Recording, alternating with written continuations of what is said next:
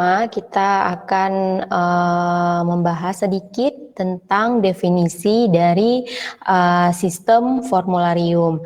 Jadi sistem formularium itu merupakan suatu metode yang digunakan oleh dari suatu rumah sakit yang bekerja melalui farmasi, panitia, farmasi, dan terapi yang tujuannya adalah untuk mengevaluasi, kemudian menilai, dan memilih dari berbagai zat aktif pada obat dan pada produk obat yang tersedia yang dianggap paling berguna dalam perawatan penderita atau pasien.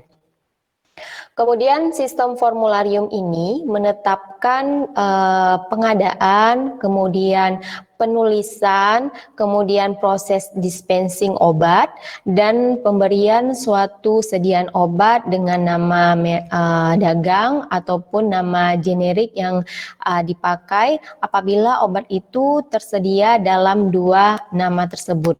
Ya, jadi dapat digunakan nama dagangnya ataupun nama generik dari suatu obat. Kemudian itu sistem formularium. Apa pula definisi dari formularium itu tersendiri? Jadi kalau definisi dari formularium itu adalah dokumen yang berisi kumpulan produk obat yang dipilih oleh PFT atau panitia farmasi dan terapi itu yang disertai informasi tambahan yang penting tentang penggunaan obat tersebut. Jadi ya, terus kemudian berisi kebijakan, kemudian ada prosedur yang berkaitan dengan obat yang relevan untuk suatu rumah sakit tertentu atau rumah sakit tersebut yang menulis atau yang merumuskan formularium. Kemudian ada kebijakan dan prosedur yang berkaitan dengan obat-obatnya yang relevan, kemudian yang terus-menerus direvisi ya. Formularium itu secara berkala harus direvisi agar selalu akomodatif bagi kepentingan penderita atau pasien maupun kepentingan dari staf medik ya. Jadi formularium itu secara berkala dilakukan revisi. Jadi ada banyak edisi-edisi formularium dari rumah sakit tertentu. Itu adalah definisinya. Kemudian kita lihat apa saja keuntungan dari sistem formularium ini. Apa yang dapat keuntungan yang diperoleh dari rumah sakit apabila memiliki sistem formularium ataupun rumah sakit yang telah merumuskan satu formularium. Jadi dokter dan staf profesional lainnya dengan keahlian di bidang pokok utama untuk tiap kategori secara rutin dapat mengetahui ketersediaan obat bagi perawatan penderita atau pasien yang datang ke rumah sakit. Kemudian bahan edukasi. Ya, ini keuntungan yang ketiga itu adalah menjadi bahan edukasi tentang obat karena formularium itu harus memuat sejumlah pilihan terapi obat yang wajar yang jenisnya itu dibatasi agar anggota staf dapat mengetahui dan mengingat obat formularium yang mereka gunakan secara rutin. Ya, jadi sebagai sarana atau media edukasi atau media untuk memperoleh informasi obat oleh staf medik ya. Kemudian yang keuntungan yang ketiga itu adalah keuntungan ekonomi karena pada rumah sakit yang tumbuh dalam berbagai cara dengan formularium yang dibatasi, instalasi farmasi rumah sakit ini dapat mempertahankan suatu pembelian dan sistem pengendalian perbekalan yang lebih efisien. Karena apa? Karena di formularium itu sudah tertera atau sudah terdata data-data obat yang digunakan oleh rumah sakit sesuai dengan kebutuhan pasien dilihat dari populasi, kemudian penyebaran penyakit, jadi semuanya terdata dengan baik ya. Itu adalah 3 keuntungan dari sistem formularium. Kemudian dengan berlakunya sistem formularium dari suatu rumah sakit ada tanggapan positif dan negatif ya. Jadi terbentuknya atau diberlakukannya sistem formularium itu memiliki dua tanggapan atau dua respon. Ada respon yang positif dan ada pula respon yang negatif.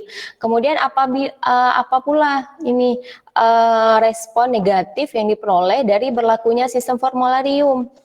Jadi yang pertama itu adalah sistem formularium itu menghilangkan hak prerogatif dari dokter untuk menuliskan dan memperoleh merek obat pilihannya.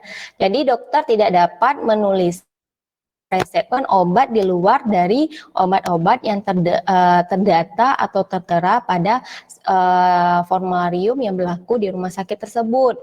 Kemudian yang kedua, sistem formularium dalam banyak hal memungkinkan apoteker sebagai penilai tunggal dan atas merek dagang obat yang dibeli dan di dispensing. Jadi ini adalah tanggung jawab utama dari apoteker atau farmasis yang bergabung pada PFT untuk menilai atas obat yang akan dibeli atau obat yang akan dilakukan dispensing. Kemudian yang ketiga, sistem formularium memungkinkan pembelian obat bermutu rendah, terutama dalam rumah sakit yang tidak memiliki apoteker, yang tidak memiliki rasa komitmen pada mutu pelayanan penderita yang baik. Jadi makanya pada minggu lalu juga kita sudah membahas tentang panitia farmasi dan terapi, apa saja komitmennya, tanggung jawabnya, itu adalah tujuan utamanya adalah memberikan pelayanan yang terbaik kepada pasien yang datang untuk mendapat suatu pelayanan kesehatan di rumah sakit tersebut. Kemudian yang keempat, sistem formularium tidak mengurangi harga obat kepada penderita karena kebanyakan rumah sakit membeli dalam volume besar obat-obatan yang digunakan pada harga yang lebih rendah ya, tetapi harga potongan itu tidak dapat sampai kepada penderita. Ini juga suatu hal negatif yang berdampak pada pasien yang datang. Kemudian kita masuk ke sub pengadaan suatu sistem formularium. Ya, jadi apa saja proses-proses pengadaan dari suatu formularium? Ada langkah-langkah dan prosedurnya ya. Langkah yang pertama itu dalam pengadaan suatu sistem formularium yang berhasil itu adalah memastikan bahwa kewajiban, kemudian ada wewenang, tugas, fungsi, hak, dan tanggung jawab dari panitia farmasi dan terapi tercantum dalam anggaran dasar dan anggaran rumah tangga atau dalam dokumen peraturan dari rumah sakit ya. Jadi semua pengadaan obat-obatan dari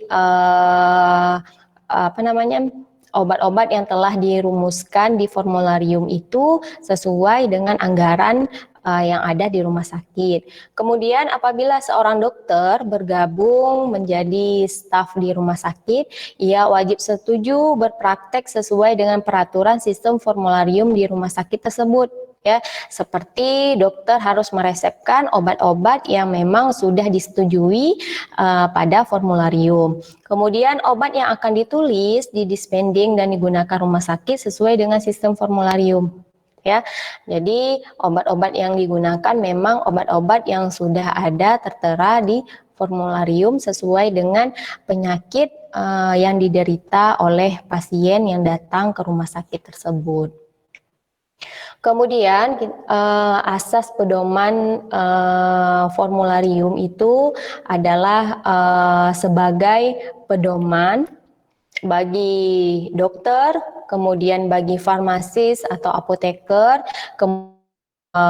bagi perawat dan pimpinan dalam rumah sakit dan fasilitas lain yang menggunakan sistem formularium. Jadi itu adalah salah satu tujuan kenapa dibuat atau dirumuskan formularium, adalah sebagai pedoman bagi staf medik yang berpraktek di rumah sakit tersebut.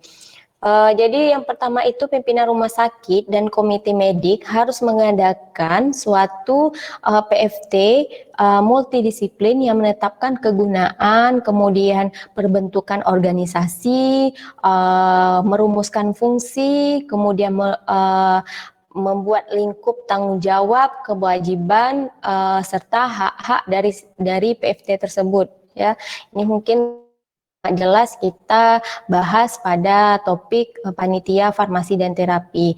Apa saja tanggung jawabnya, kemudian apa saja fungsi dari kewajiban beserta tanggung jawab dari PFT yang sudah dipilih oleh rumah sakit tertentu.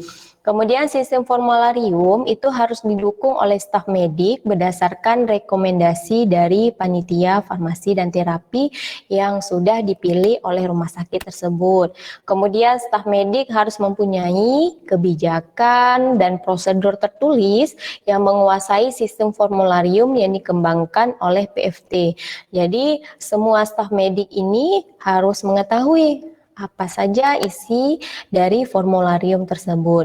Kemudian nama generik obat harus tertera dalam formularium walaupun nama dagang adalah penggunaan yang umum dalam rumah sakit. Jadi nanti mungkin di slide selanjutnya kita akan membahas apa saja isi-isi dari formularium tersebut ya.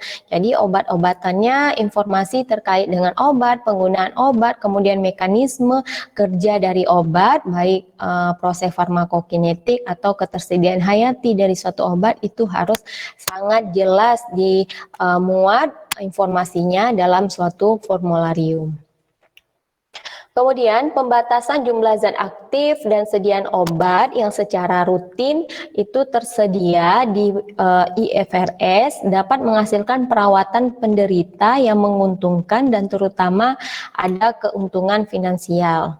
Ya, jadi itu juga harus menjadi landasan bagi rumah sakit karena apa? Karena keuntungan finansial itu sangat pada proses operasional yang dijalankan oleh suatu rumah sakit.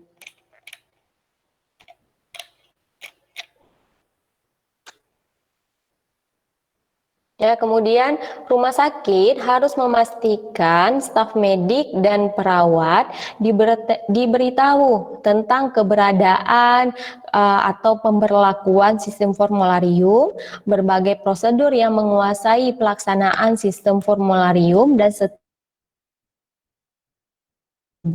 ya, jadi misalnya jika ada revisi, kemudian ada perumusan formularium edisi terbaru itu harus diberitahukan atau diinformasikan ke seluruh staf medik yang ada di rumah sakit tersebut. Kemudian ketentuan itu harus dibuat untuk menilai terkait dengan penggunaan obat yang tidak masuk dalam formularium oleh staf medik. Jadi misalnya ada obat-obatan non formularium atau obat-obatan di luar dari obat-obat yang tertera di formularium itu penggunaannya harus ada ketentuan dan syarat-syaratnya. Ya, jadi memang bisa dokter meresepkan obat-obat di luar formularium atau obat-obat non formularium tapi sesuai dengan ketentuan yang berlaku. Nanti kita lihat di slide selanjutnya ya. Kemudian farmasis harus bertanggung jawab untuk menetapkan spesifikasi mutu, kemudian kuantitas dan sumber pemasokan dari semua obat yang digunakan, baik itu bahan kimia, bahan biologik dan sediaan farmasi yang digunakan dalam diagnosis dan pengobatan penderita yang memerlukan perawatan di rumah sakit tersebut. Jadi siapapun kita seorang farmasis atau apoteker yang bekerja di rumah sakit khususnya pada bagian IFRS tanggung jawab atas ketersediaan obat-obatan kemudian bahan-bahan kimia yang lain yang digunakan untuk tersebut. Kemudian suatu sistem formularium berdasarkan asas pedoman ini sangat penting dalam terapi obat di rumah sakit. Jadi obat-obat yang tertera dalam formularium itu memang sudah dibuat sedemikian rupa sesuai dengan kebutuhan dari populasi pasien yang datang di rumah sakit tersebut.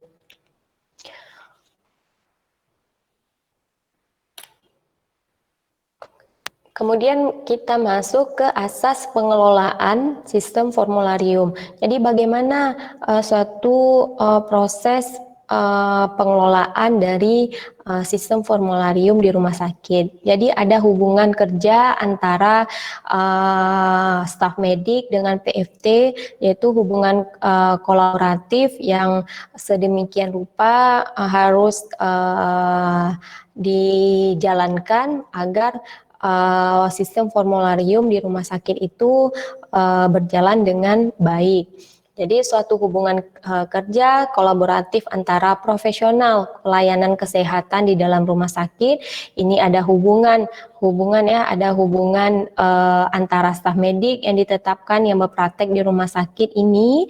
Kemudian ada hubungan dengan PFT, jadi semuanya harus memiliki hubungan kerjasama yang baik agar formularium atau sistem formularium yang sudah ditetapkan di rumah sakit berjalan dengan baik. Jadi setiap profesional yang ada di rumah sakit itu harus saling bekerja sama.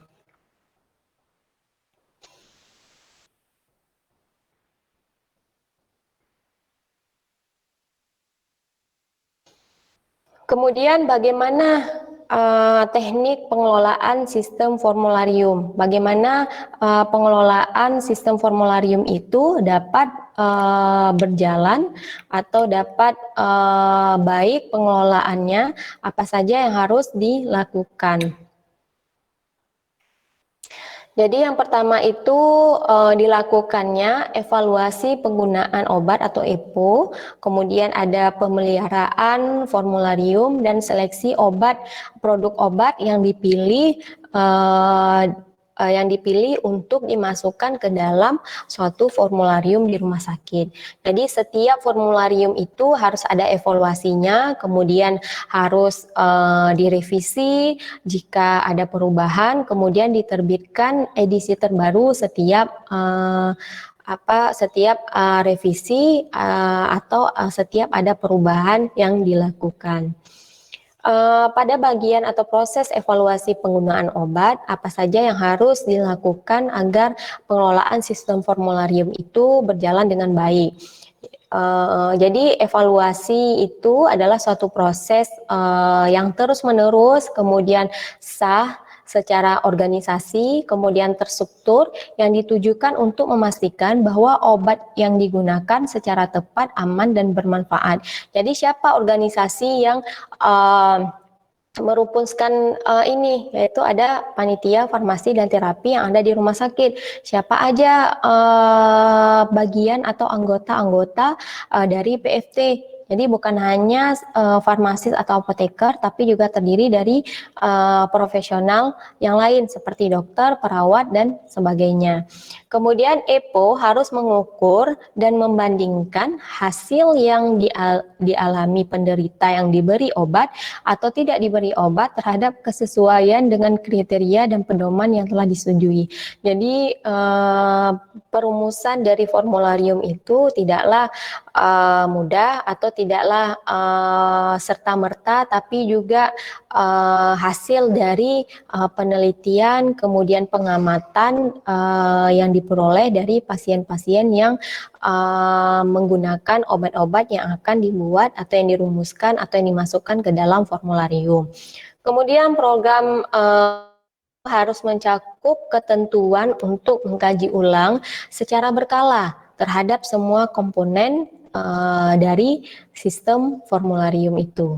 Ya, jadi evaluasi ini terhadap penggunaan obat itu harus dilakukan secara berkala untuk memastikan penggunaan obat itu tepat, kemudian aman dan bermanfaat bagi pasien yang datang untuk melakukan suatu pengobatan. Kemudian kriteria penggunaan obat. Apa saja kriteria penggunaan obat yang tertera pada formularium? Jadi kriteria spesifik obat itu memperkenalkan dosis dari obat tersebut, kemudian frekuensi pemberiannya. ya. Jadi ada berapa lama atau rentang waktu frekuensi dari pemberian obat tersebut, kemudian lama terapi yang disetujui atau aspek lain pada penggunaan suatu obat formularium. Jadi contohnya itu adalah pembatasan, misalnya pembatasan pemberian injeksi antibiotik lepas lambat untuk sekali setiap 24 jam. Kemudian regimen pemberian yang lebih sering memerlukan persetujuan dari seorang spesialis penyakit infeksi. Jadi apabila injeksi antibiotik lepas lambat itu digunakan atau diberikan tidak sesuai dengan ketentuan yang ada, maka harus memerlukan persetujuan dari seorang spesialis dari penyakit tertentu ya.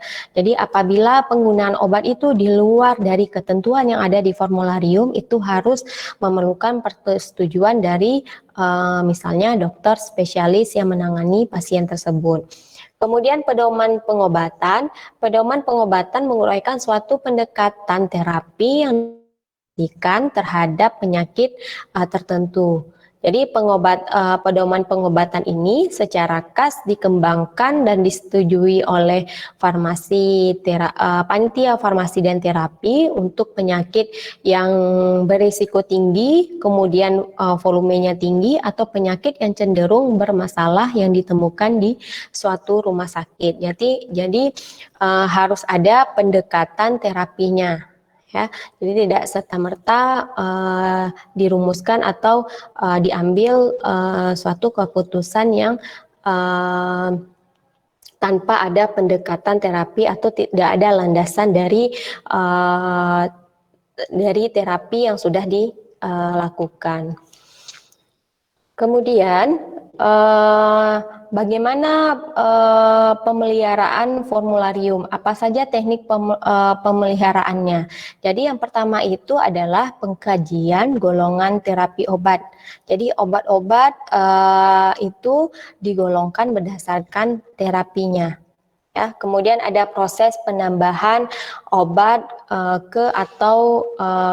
dari yang dihapuskan dari formularium. Jadi misalnya ada revisi terkait dengan obat-obat yang sudah dirumuskan di formularium, kemudian dihapus jika ada suatu hal-hal yang mengharuskan obat tersebut dihapus. Kemudian ada pula proses penambahan obat-obat yang baru yang belum tertera di formularium. Kemudian jika sudah ada kesepakatan, kemudian suatu keputusan bahwa obat tersebut harus dimasukkan ke formularium, maka akan dilakukan proses penambahannya. Kemudian penggunaan obat non-formularium dalam suatu penderita yang khas. Ini misalnya ada obat-obat yang non-formularium itu adalah obat-obat yang tidak tertera di formularium, tetapi digunakan atau diresepkan oleh satu dokter, maka itu dapat dilakukan, tapi harus ada ketentuan dan prosedurnya. Ya, mungkin kita akan lanjutkan kembali kuliah kita setelah iklan berikut ini. Jadi kita istirahat sejenak ya.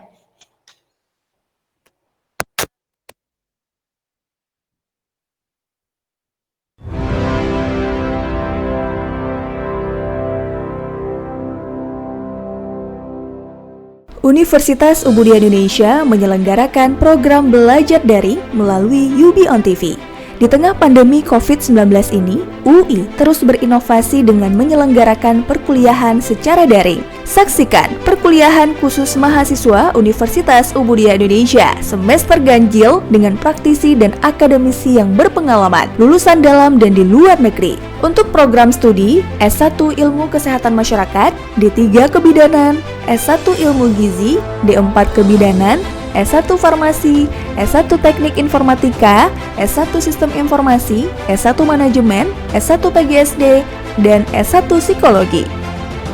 Menghadirkan Fauzia Andika SKMMKes dengan mata kuliah Surveillance Kesehatan Masyarakat, Kairanisa Anwar SSTMKM dengan mata kuliah Gizi Kesehatan Masyarakat, Mutia Paradiba STR MKM dengan mata kuliah Kebutuhan Dasar Manusia. Faradila Safitri SST MKes dengan mata kuliah Komunikasi dalam Praktik Kebidanan. Nuzulul Rahmi SST MKes dengan mata kuliah Mutu Layanan Kebidanan. Ulfa Husnadira SST MKM dengan mata kuliah Kesehatan Ibu dan Anak. Sahbainur Rezeki SST MKM dengan mata kuliah Imunologi Gizi. Rulia Meilina SFAM MSI dengan mata kuliah Farmasi Rumah Sakit. Susmanto Eskom Mkom dengan mata kuliah Komunikasi Data. Mahendar Dwi Payana SSTMT dengan mata kuliah Pemrograman Web 1. Zuhar Musliana STMT dengan mata kuliah Pemrograman Berbasis Web. Zaufi Ardian Eskom Meng dengan mata kuliah Audit Sistem Informasi. Mulkan Fadil STMkom dengan mata kuliah E-commerce. Armia STMSC dengan mata kuliah Manajemen TV Streaming. Raudatun Nuzul ZA SST MKes dengan mata kuliah Askap Neonatus. Dwi Rahmalia MPSI dengan mata kuliah Psikologi Perkembangan 1. Acara ini dilaksanakan via Google Meet dan hadir secara live di UB On TV channel 57 UHF. Setiap hari pukul 9 pagi sampai 15 sore waktu Indonesia Barat. UI, inovasi tiada henti untuk mencetak generasi unggul di masa depan.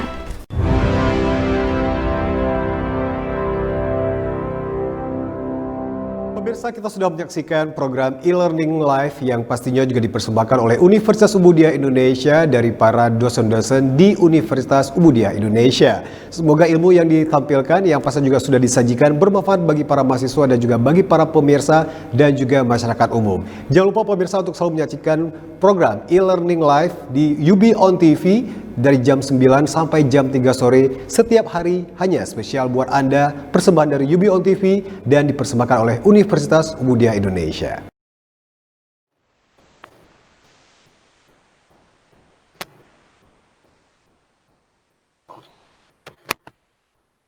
Baik, kita lanjutkan pembahasan kita tentang pemeliharaan formularium.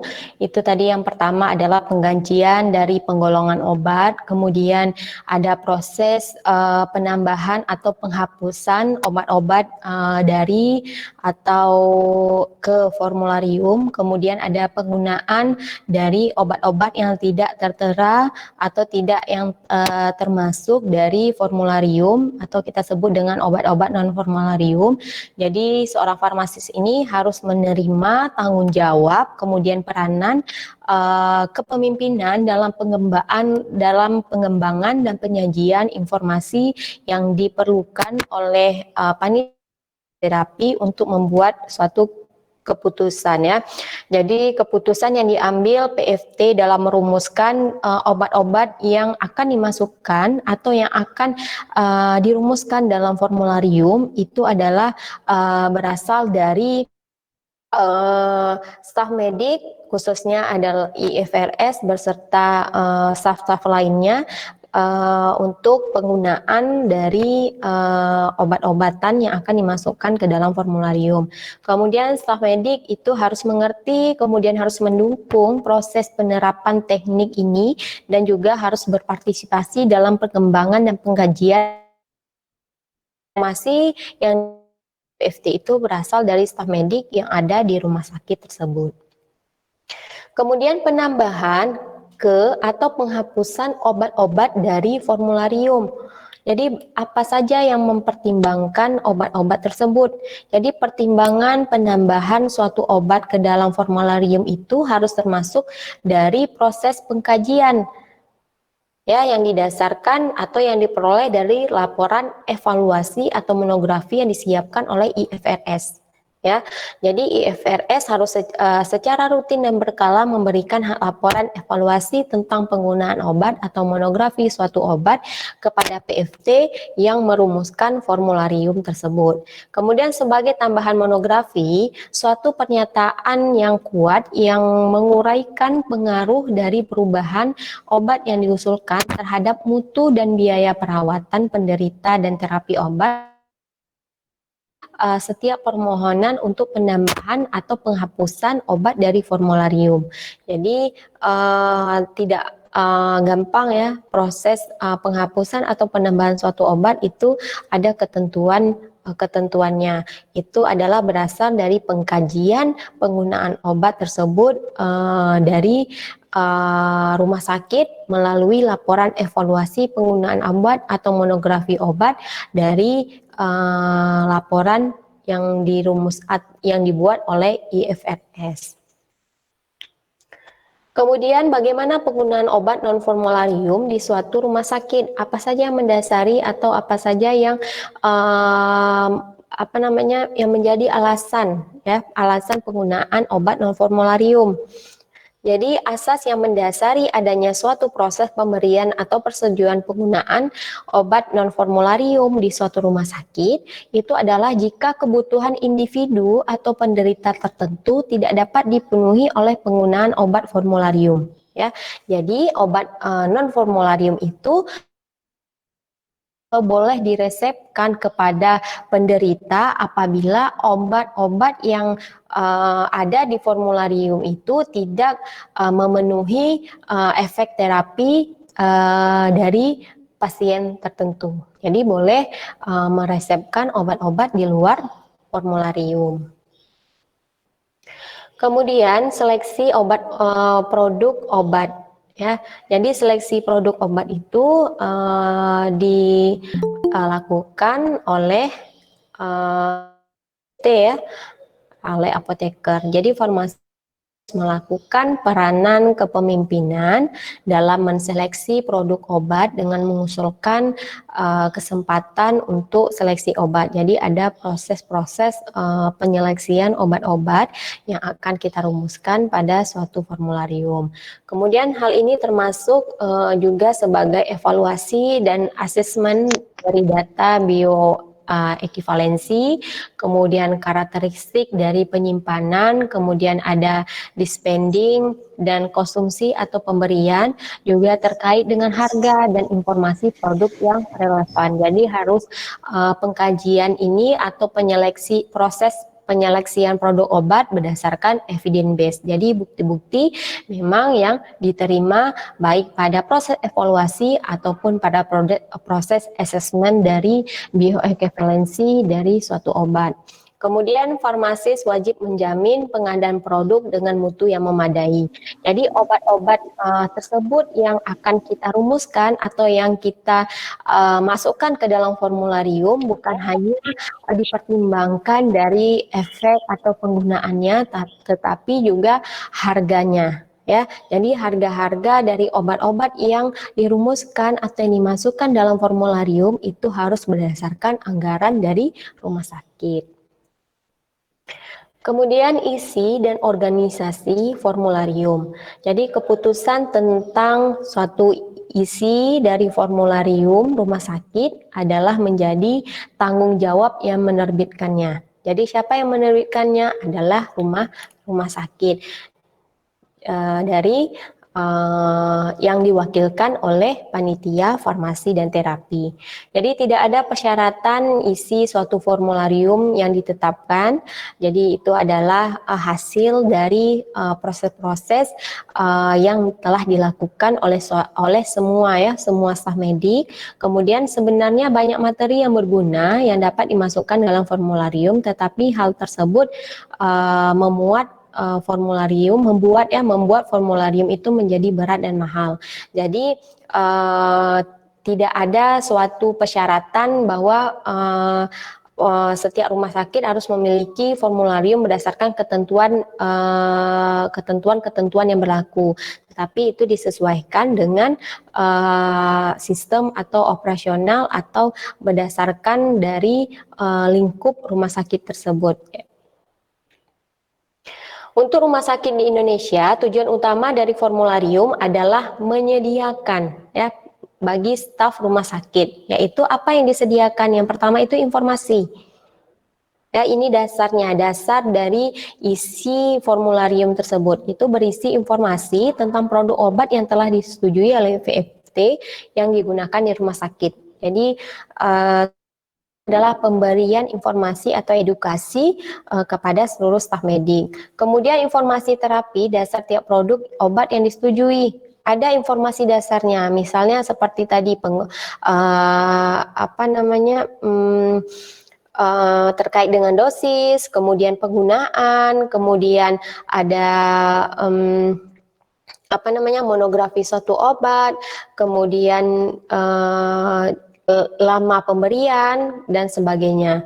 Kemudian informasi tentang kebijakan dan prosedur rumah sakit yang menguasai penggunaan obat. Jadi itu juga harus tercantum. Kemudian berisi informasi khusus tentang obat seperti pedoman menetapkan dosis, kemudian monografi, kemudian singkatan yang setujui untuk penulisan resep atau order dan kandungan natrium dari berbagai formularium. Jadi itu semua informasi harus dimuat. Itu adalah dasar yang harus ada pada formularium. Kemudian sesuai dengan tujuan tersebut, formularium harus terdiri atas 3 pokok, yaitu ada bagian pertama, itu berisi informasi, kebijakan, dan prosedur rumah sakit tentang obat. Jadi ada kebijakan-kebijakan rumah sakit terkait dengan obat itu harus dituliskan atau harus dimuat pada formularium. Kemudian bagian kedua itu ada bagian monografi yang diterima masuk ke formularium. Monografi obat ya, monografi obat-obat yang ada atau yang dimasukkan ke dalam formularium. Kemudian bagian ketiga ada informasi khusus, misalnya ada informasi-informasi yang memang dibuat suatu rumah sakit agar diketahui oleh semua staf medik. Pada dasarnya setiap formularium di rumah sakit itu berbeda perumusannya atau berbeda informasi-informasi yang ada di dalamnya. Tetapi secara umum informasi tentang kebijakan dan prosedur di rumah sakit mengenai obat itu ada materi-materi yang termuat. Yang pertama itu ini ya secara umum harus ada, itu ada kebijakan dan prosedur dari formularium, kemudian ada kategori obat yang sesuai atau yang dimasukkan ke dalam formularium, ada obat-obat kategori formularium dan ada obat-obat dengan kategori non-formularium. Kemudian uraian singkat tentang panitia farmasi dan terapi yang merumuskan formularium di rumah sakit tersebut.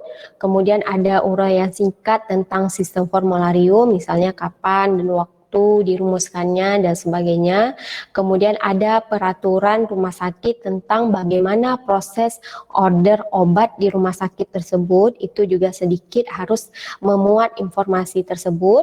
Kemudian prosedur operasional dari instansi dan terapi. Prosedur operasionalnya itu mungkin kalian sudah tahu ya pada topik IFRS pada kuliah-kuliah kita yang minggu lalu ya. Kemudian informasi tentang penggunaan formularium itu juga harus termuat. Kemudian bagaimana cara penggunaan formularium yang telah dirumuskan. Kemudian penjelasan tentang monografi dari formularium dan contoh formulir penambahan atau penghapusan obat ke dalam formularium atau penghapusan obat dari formularium. Itu ada contoh formulirnya. Mungkin untuk contoh formulir kalian bisa searching di Google ya. Di situ ada banyak contohnya, mungkin di sini Ibu lupa untuk menambahkan atau memuat memberikan contoh dari formulir penambahan ataupun penghapusan obat dari formularium. Kemudian formularium order nutrisi parental lengkap itu juga harus termuat ya. Kemudian formulir order obat ini juga harus termuat. Mungkin minggu ke-5 ya, minggu ke-4 atau ke-5 itu juga kita sudah mengetahui ya atau sudah membahas tentang bagaimana order obat dan nutrisi parental yang dilakukan atau proses penggunaan di rumah sakit untuk pasien-pasien rawat inap ya. Kemudian ada judul materi dan edukasi penderita. Kemudian ada program IFRS. Ini misalnya sentra informasi obat, kemudian ada jaminan dan lain sebagainya. Jadi harus termuat apa saja program IFRS. Misalnya apakah dia programnya itu untuk menjamin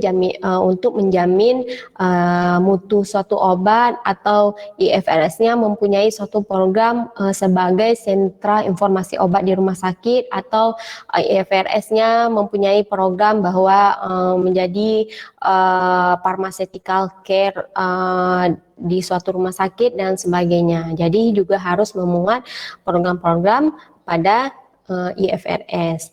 Kemudian ada peraturan pelayanan penderita rawat jalan maupun rawat tinggal, itu juga termuat pada formularium. Kemudian pedoman untuk nutrisi parental lengkap, itu juga harus termuat pada formularium. Jadi ini adalah ke-16 ini adalah materi yang umumnya dimasukkan pada formularium. Pada setiap rumah sakit itu materi-materi ini bervariasi. Mungkin ada satu rumah sakit yang hanya memuat misalnya dari materi ini hanya 10, kemudian di rumah sakit yang lain memuat ke-16-nya. Itu setiap rumah sakit memiliki formularium yang bervariasi sesuai dengan kesepakatan dari panitia yang merumuskannya ya.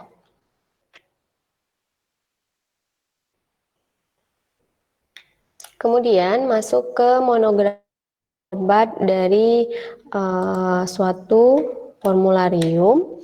Itu yang pertama adalah penyusunan monografi.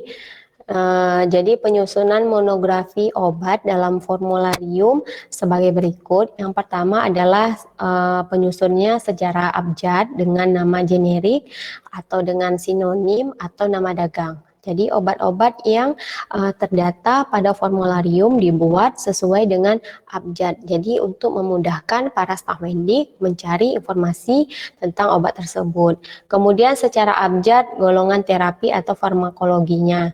Jadi dapat disusun juga secara abjad berdasarkan golongan terapi atau farmakologi dari suatu obat. Kemudian kombinasi dari dua sistem, misalnya secara abjad golongan farmakologi atau terapi dari suatu obat, dan di tiap golongan itu tertera nama obat dan nama generik. Ya, itu dapat disusun seperti itu. Kemudian juga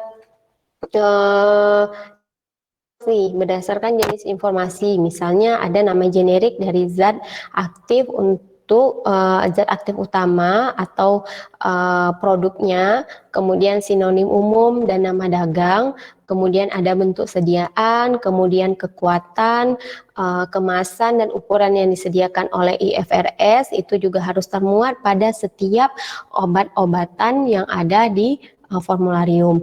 Kemudian formulasi atau zat aktif dari suatu produk kombinasi, apa saja komponen-komponen atau zat-zat yang terkandung. Kemudian rentang dosis bagi orang dewasa.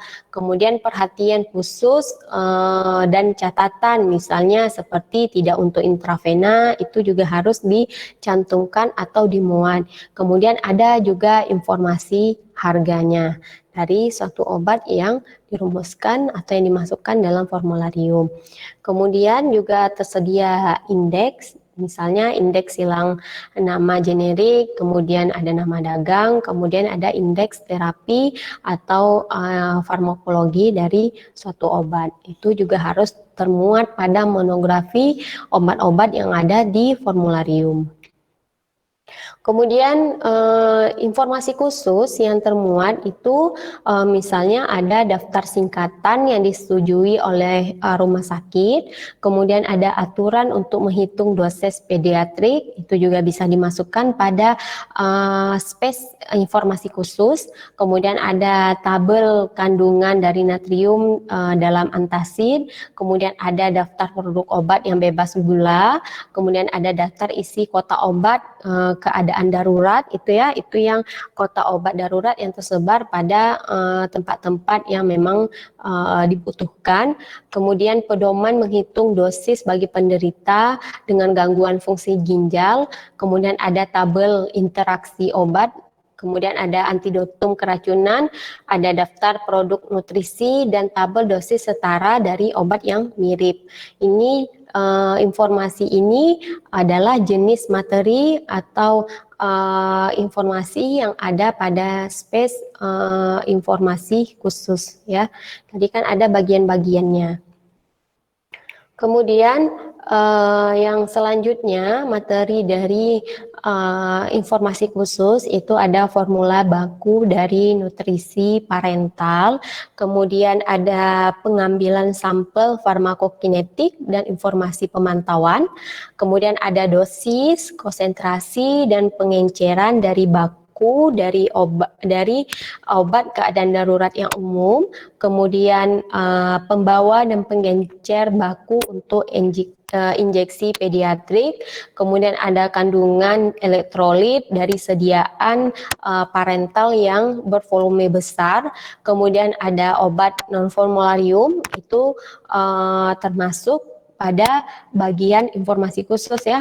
Kemudian ada perhitungan mili ekivalensi, ada daftar sediaan insulin, kemudian ada pedoman untuk pemantauan konsentrasi dari serum, kemudian pedoman untuk penulisan order obat kemoterapi, kemudian ada pedoman untuk penulisan order obat secara umum, dan informasi-informasi lainnya yang dianggap penting untuk kebutuhan operasional dari rumah sakit. Itu semua materi-materi yang dimuat pada informasi khusus.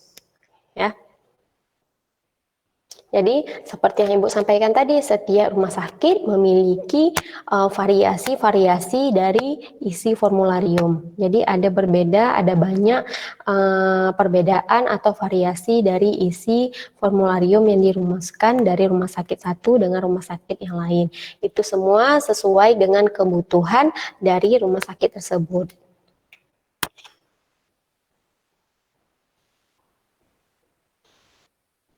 Kemudian format dan penampilan formularium ini juga menjadi penting untuk dibuat satu kebijakan, karena formularium yang penampilan atau disusun secara menarik akan membuat ketertarikan khusus bagi staf medik ya. Jadi formularium sangat penting karena akan menentukan format formularium itu sangat penting karena akan menentukan kepraktisan penggunaan sehari-hari dan juga biaya penerbitan. Ya, jadi dibuat format sedemikian rupa akan efisiensi dalam penggunaannya. Ada baiknya sebelum memulai pekerjaan dalam pengembangan format formularium dianjurkan agar apoteker mengumpulkan formularium dari berbagai rumah sakit. Ini sebagai pedoman dalam pembuatan format formularium. Itu ya sebagai landasan kita melihat formularium dari berbagai rumah sakit, kemudian baru mendapat atau memutuskan suatu kebijakan untuk format formularium di rumah sakit yang akan dibuat. Kemudian penampilan dan struktur fisik suatu formularium yang dicetak mempunyai pengaruh yang penting dalam penggunaannya. Walaupun pekerjaan seni dari bahannya rumit dan mahal tidak diperlukan. Jadi formularium ini harus secara visual menyenangkan, ya, mudah dibaca dan profesional dalam penampilan. Jadi dibuat sedemikian rupa itu agar ada daya tarik bagi staf medik untuk penggunaannya. Juga harus didasarkan pada efisien dan agar praktis dalam karena sehari-hari staf medik selalu menggunakan formularium.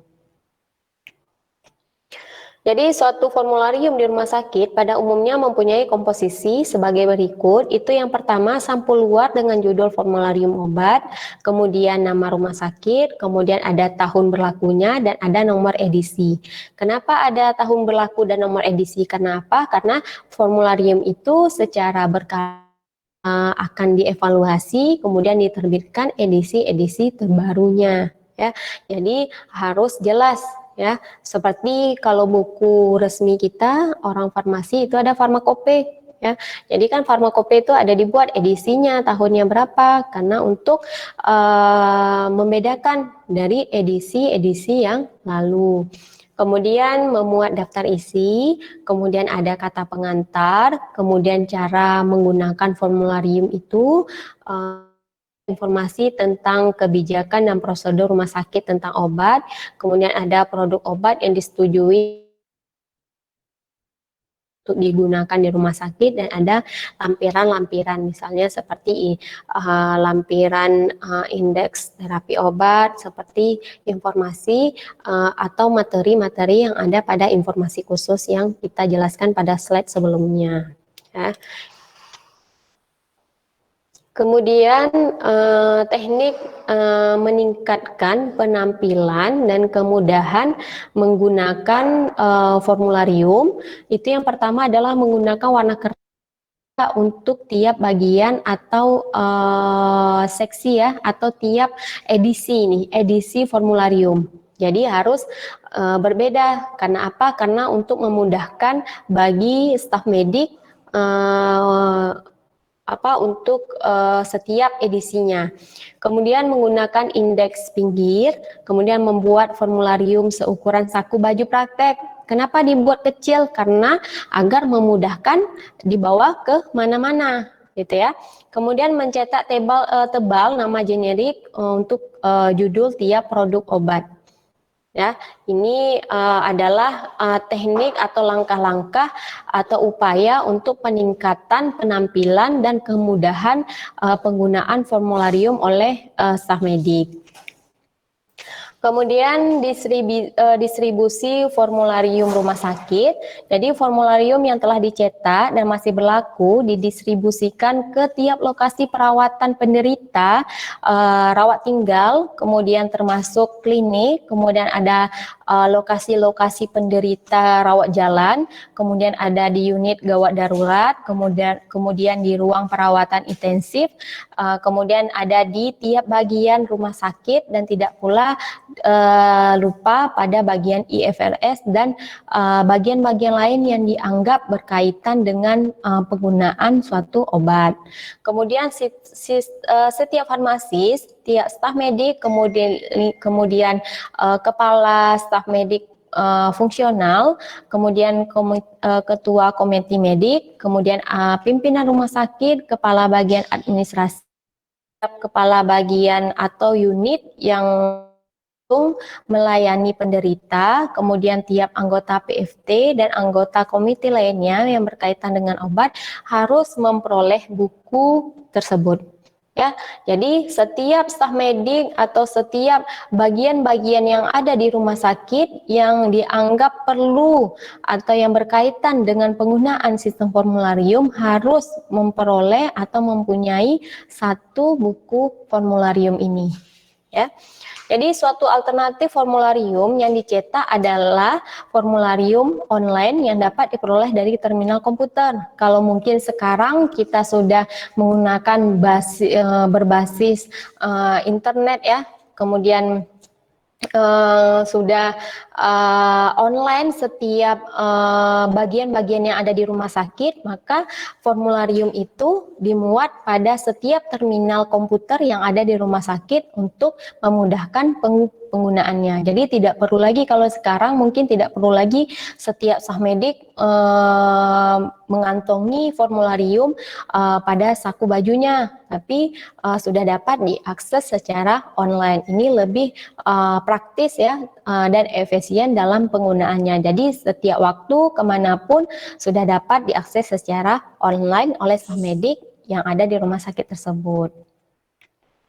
Kemudian evaluasi obat untuk formularium. Jadi salah satu tanggung jawab dari PFT adalah mengembangkan dan memelihara suatu sistem formularium dari obat. Jadi formularium dapat digunakan sebagian dasar untuk meningkatkan farmakoterapi yang optimal. Karena apa? Karena formularium itu mengandung obat yang dipertimbangkan atau yang dirumuskan suatu PFT. Terbaik bagi kebutuhan kesehatan penderita, kemudian dikaitkan dengan kemanfaatan dari obat tersebut, kemudian dikaitkan juga dengan harga yang sesuai dengan anggaran dari rumah sakit tersebut.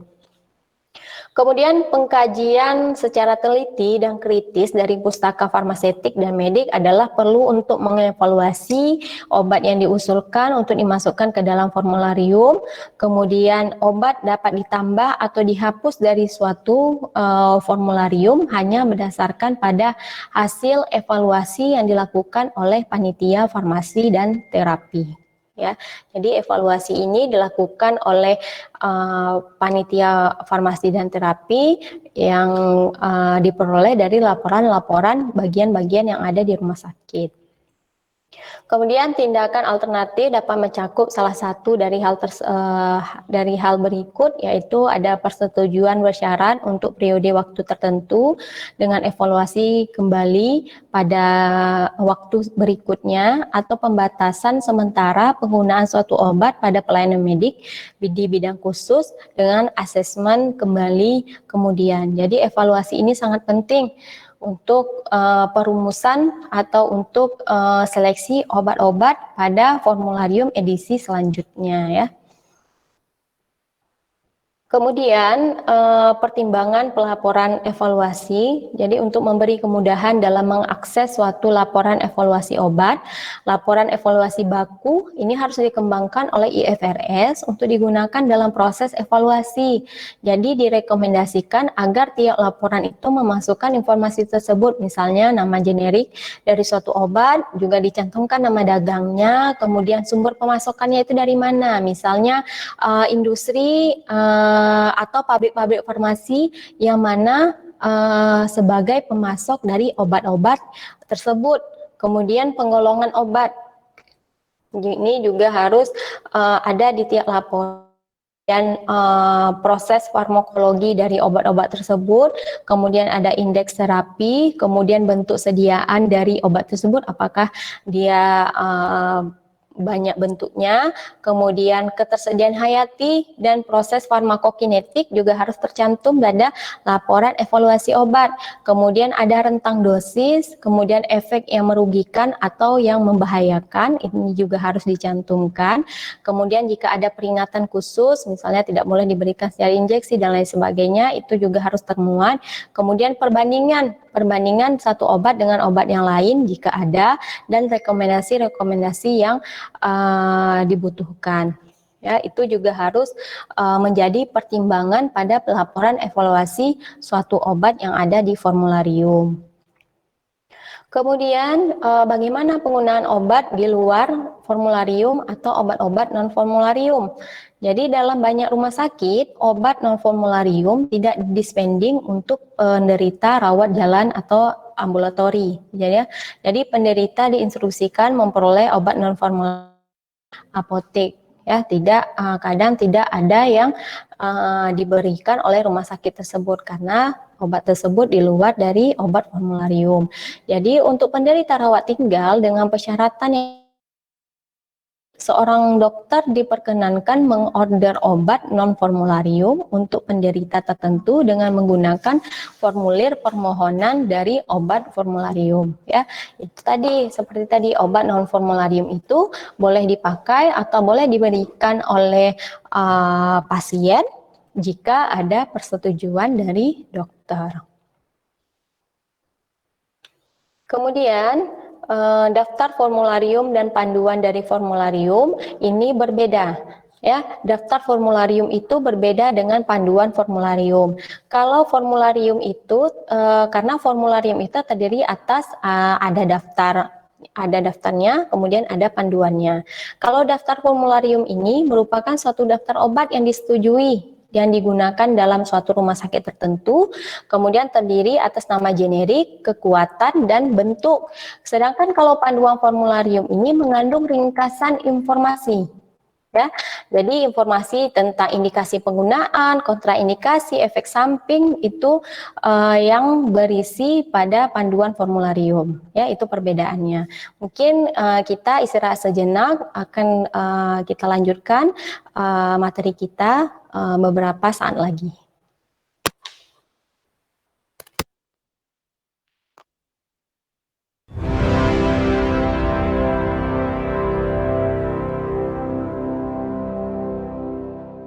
Universitas Ubudia Indonesia menyelenggarakan program belajar daring melalui UB on TV. Di tengah pandemi COVID-19 ini, UI terus berinovasi dengan menyelenggarakan perkuliahan secara daring. Saksikan perkuliahan khusus mahasiswa Universitas Ubudia Indonesia semester ganjil dengan praktisi dan akademisi yang berpengalaman, lulusan dalam dan di luar negeri. Untuk program studi S1 Ilmu Kesehatan Masyarakat, D3 Kebidanan, S1 Ilmu Gizi, D4 Kebidanan, S1 Farmasi, S1 Teknik Informatika, S1 Sistem Informasi, S1 Manajemen, S1 PGSD, dan S1 Psikologi. Menghadirkan Fauzia Andika SKMMKes dengan mata kuliah Surveillance Kesehatan Masyarakat, Kairanisa Anwar SSTMKM dengan mata kuliah Gizi Kesehatan Masyarakat, Mutia Paradiba STRKEP MKM dengan mata kuliah Kebutuhan Dasar Manusia, Faradila Safitri SSTMKes dengan mata kuliah Komunikasi dalam Praktik Kebidanan, Nuzulul Rahmi SSTMKes dengan mata kuliah Mutu Layanan Kebidanan, Ulfa Husnadira SSTMKM dengan mata kuliah Kesehatan Ibu dan Anak, Sahbainur Rezeki SSTMKM dengan mata kuliah Imunologi Gizi, Rulia Meilina SFAM MSI dengan mata kuliah Farmasi Rumah Sakit, Susmanto Eskom Mkom dengan mata kuliah Komunikasi Data, Mahendra Dwi Payana SSTMT dengan mata kuliah Pemrograman Web 1, Zuhar Musliana STMT dengan mata kuliah Pemrograman Berbasis Web, Zaufi Ardian Eskom Meng dengan mata kuliah Audit Sistem Informasi, Mulkan Fadil STMkom dengan mata kuliah E-commerce, Armia STMSC dengan mata kuliah Manajemen TV Streaming, Raudatun Nuzul ZA SSTMKes dengan mata kuliah Askap Neonatus, Dwi Rahmalia MPSI dengan mata kuliah Psikologi Perkembangan 1. Acara ini dilaksanakan via Google Meet dan hadir secara live di UB on TV channel 57 UHF setiap hari pukul 9 pagi sampai 15 sore waktu Indonesia Barat. UI, inovasi tiada henti untuk mencetak generasi unggul di masa depan.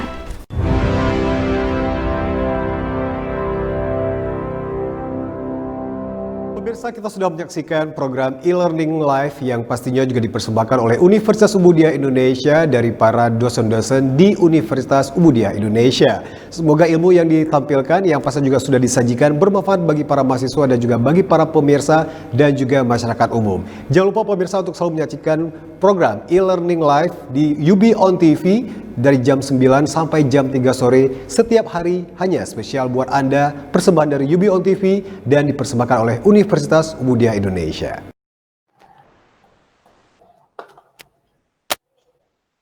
Baik, kita lanjutkan materi kita. Itu tadi perbedaan dari daftar formularium dan panduan formularium.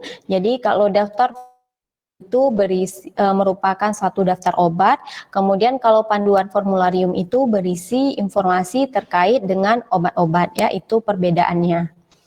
Kemudian pendekatan pembuatan suatu formularium rumah sakit. Jadi pembuatan formularium rumah sakit adalah tanggung jawab utama dari panitia farmasi dan terapi. Namun IFRS harus aktif untuk membantu agar rumah sakit dapat segera mempunyai atau merevisi formularium yang berlaku. Kemudian produk obat yang tertera dalam formularium harus relevan dengan pola penyakit yang lazim di suatu rumah sakit. Kemudian pembuatan formularium ini harus didasarkan pada pengkajian dari populasi penderita. Kemudian ada gejala dan penyebab dan kemudian ditentukan golongan farmakologi dari obat yang diperlukan. Ini adalah dasar utama kenapa formularium di rumah sakit satu dengan rumah sakit yang lain itu berbeda. Jadi didasarkan kepada populasi penderita yang datang, kemudian penyakit-penyakit yang umumnya diderita oleh pasien-pasien setempat atau pasien-pasien yang datang ke rumah sakit, ya, itu harus tahu. Jadi dasar dari pengkajian formularium. Kemudian tiap golongan farmakologi obat ditetapkan nama obat berdasarkan kriteria atau standar yang telah ditetapkan. Untuk itu dilakukan beberapa tahap pengkajian. Ada tahap pertama sampai dengan tahap yang kelima.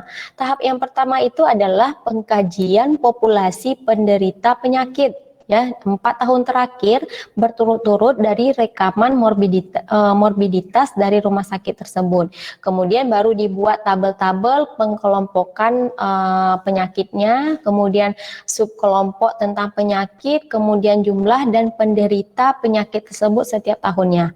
Ini adalah tahap pertama. Ya, jadi berdasarkan atas populasi penderita. Kemudian tahap kedua, penetapan peringkat penderita yang terbanyak tiap kelompok penyakit. Ya, jadi untuk itu dibuat suatu tabel yang berisi kelompok penyakit dan jumlah serta presentasi penderita pada tiap kelompok penyakitnya. Itu adalah tahap kedua kriteria dari perumusan formularium. Kemudian kalau tahap 3 itu adalah penetapan peringkat penyakit terbanyak pada tiap subkelompok. Jadi dibuat tabel berisi kelompok penyakit, kemudian ada jumlah dan presentasi penderita pada setiap kelompoknya. Kemudian tahap keempat itu adalah penetapan penyakit, kemudian ada gejala penyebabnya, kemudian ditetapkan golongan farmakologi obat serta ada bahan pendukung yang diperlukan. Jadi pada tahap keempat ini dibuatkan tabel yang berisi subkelompok penyakit dan golongan farmakologi obat, kemudian ada bahan-bahan pendukung yang diperlukan. Kemudian tahap terakhir itu adalah tahap kelima, penetapan nama obat yang diperlukan dalam tiap golongan farmakologi.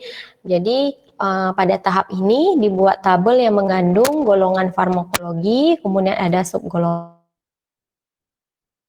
nama bahan-bahan pendukung yang diperlukan untuk menghasilkan efek terapi yang diinginkan. Ya, itu adalah penggolongan tahapan pengkajian.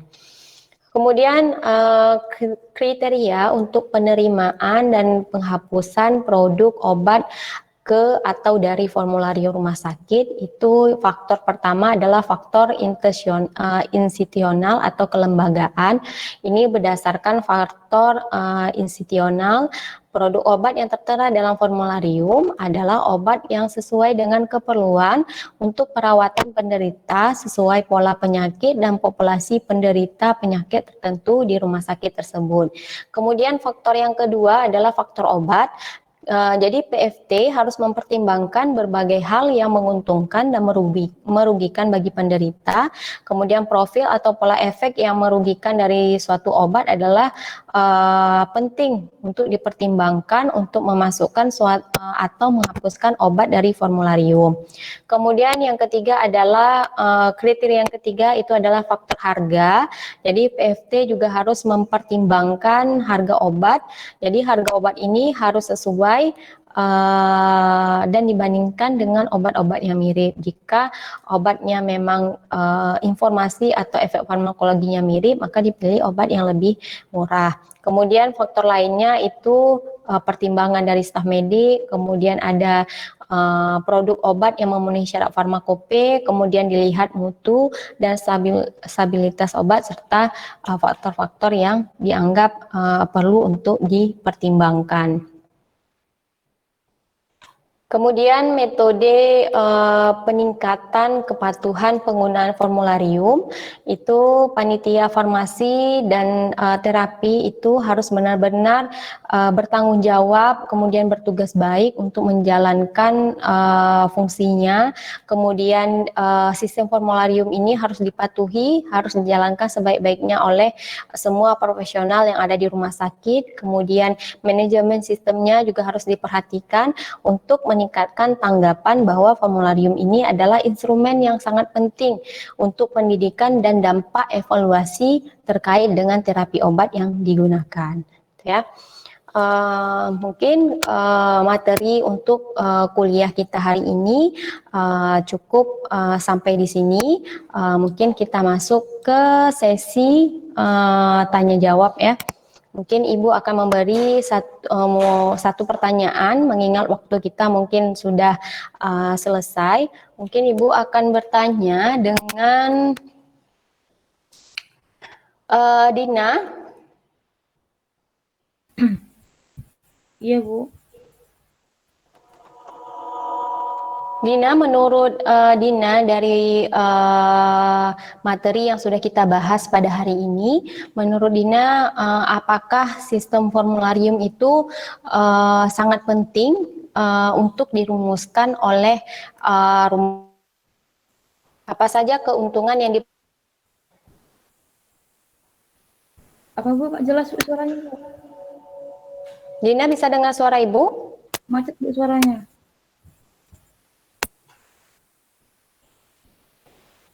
Macet ya ada atau Nuril? Iya, Bu. Nuril bisa dengar suara Ibu? Bisa, Bu. Bisa ya. Ini ada sedikit pertanyaan yang akan Ibu ajukan kepada Nuril. Menurut Nuril, setelah kita membahas secara dalam tentang sistem formularium, bagaimana perumusannya, menurut Nuril, apakah formularium itu sangat penting untuk dirumuskan oleh suatu rumah sakit, dan apa saja keuntungan yang diperoleh dari rumah sakit yang merumuskan formularium?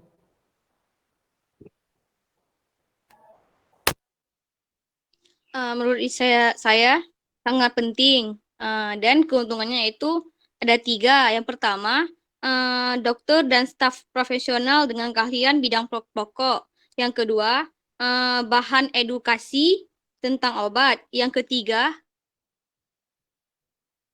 ekonomi pada rumah sakit.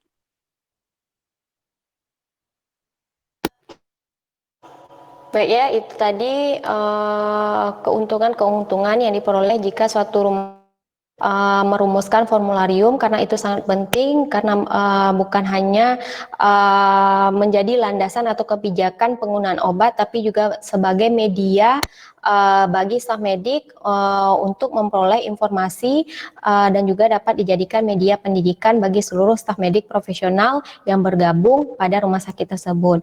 Mungkin untuk hari ini kita cukupkan kuliah kita sampai di sini. Insya Allah kita akan melanjutkan kuliah kita. Mungkin ada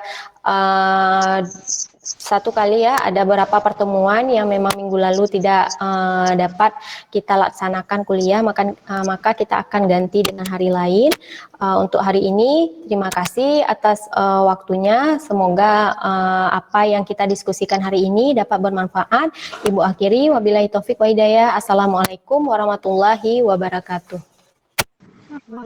Waalaikumsalam warahmatullahi wabarakatuh.